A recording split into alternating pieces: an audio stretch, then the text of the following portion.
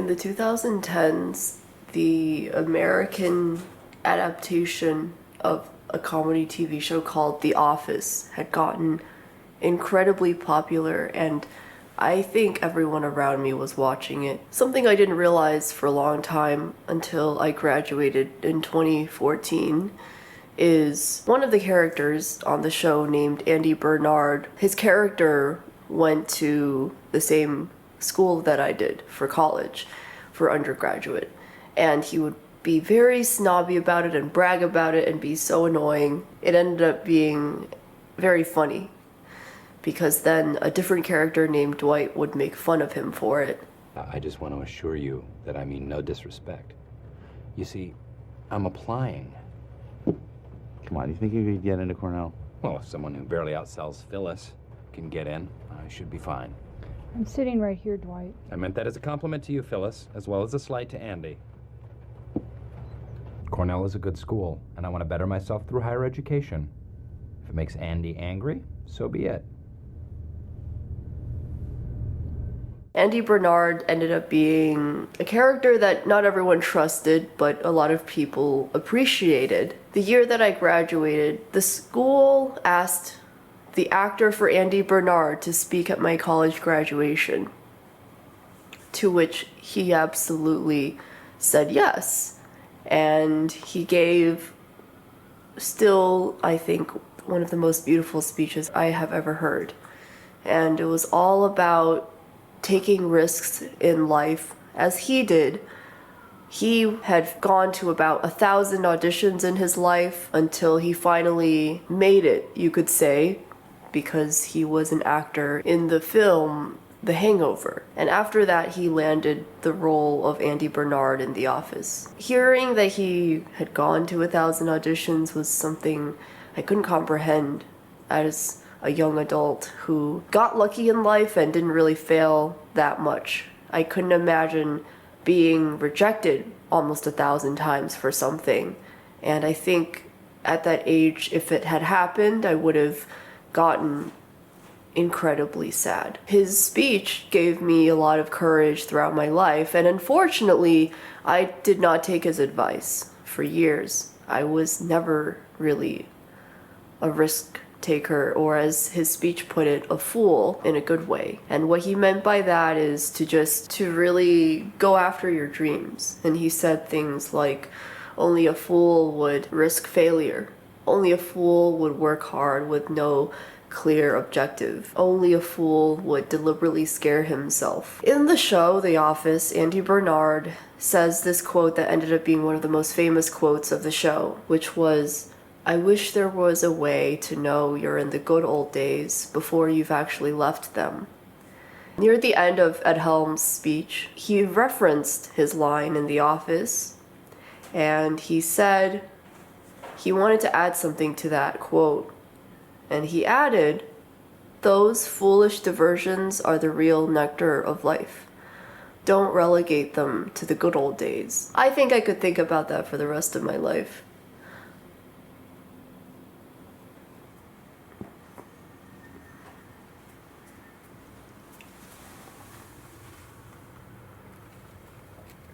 Hello. Hi.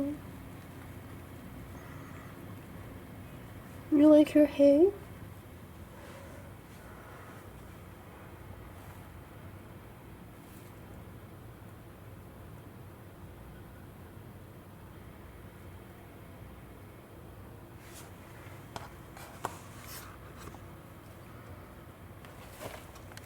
Oh, you want more pets? Okay.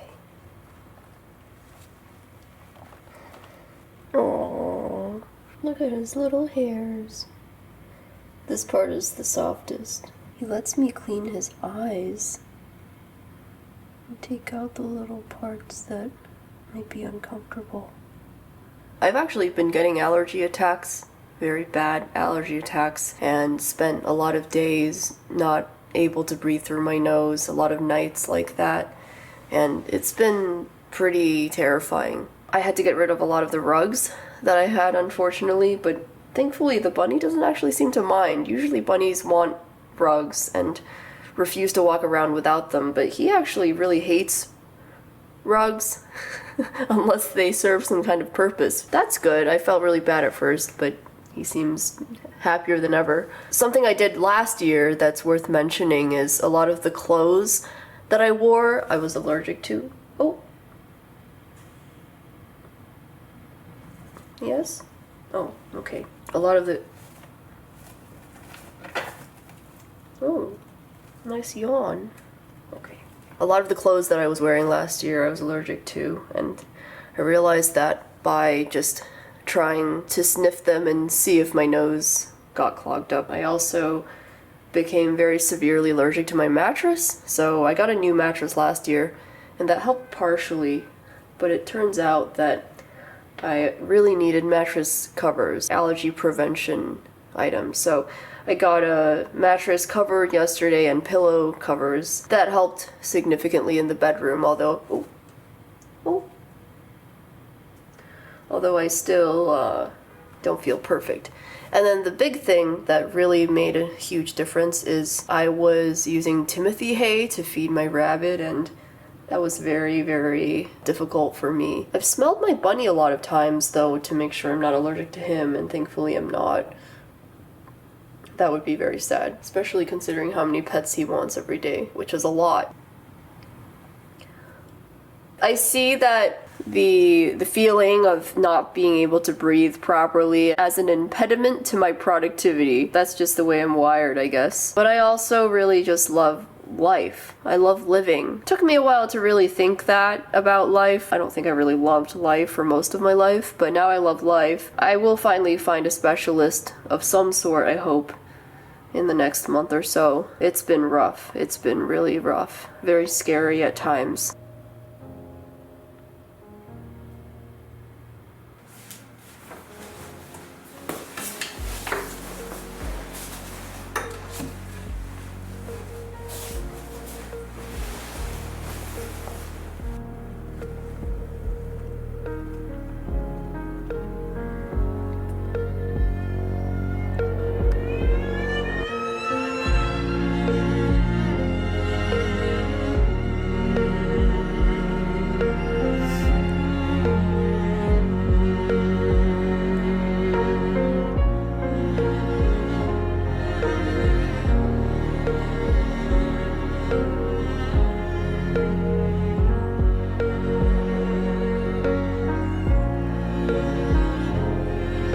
Do you like it?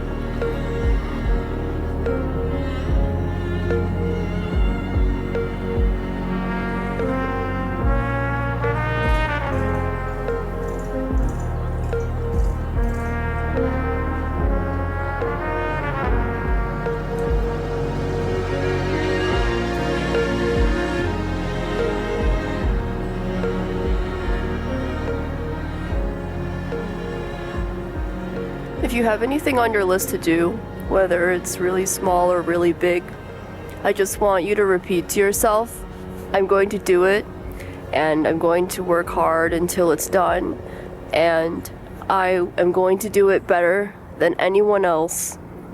And if you don't repeat that, then I will, and I will remind you, you can do it. You can do it better than anyone else in the entire world.